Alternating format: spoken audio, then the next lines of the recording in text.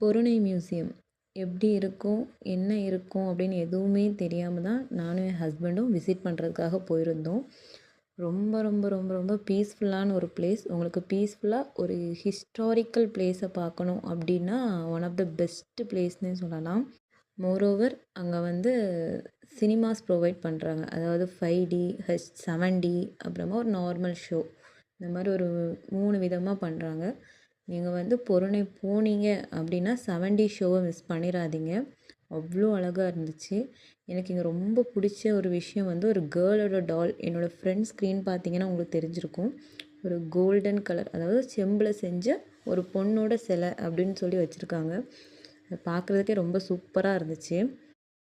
வயசானவங்க இல்லைனா physically disabled பர்சன்ஸை கூட்டிகிட்டு போகலாமா நீங்கள் யோசிக்கவே வேணாம். ஏன்னா அங்கேயுமே வந்து நிறைய வெஹிக்கிள்ஸ் ப்ரொவைட் பண்ணுறாங்க. அதாவது ஒரு பில்டிங்லேருந்து இன்னொரு பில்டிங் போகிறதுக்கே வெஹிக்கிள்ஸ் ப்ரொவைட் பண்ணுறாங்க. ஸோ நீங்கள் கஷ்டமே இல்லாமல் போய் எல்லாத்தையுமே சுற்றி பார்க்கலாம். ஈவினிங் ஆக ஆக ரொம்ப பியூட்டிஃபுல்லாக லைட்ஸ்லாம் போட்டு அப்படியே ஒரு பழைய ராஜா காலத்து கோட்டையை நம்ம விசிட் பண்ணுற மாதிரி ஒரு ஃபீல் நம்ம கம்ப்ளீட்டாக கொடுக்கும்.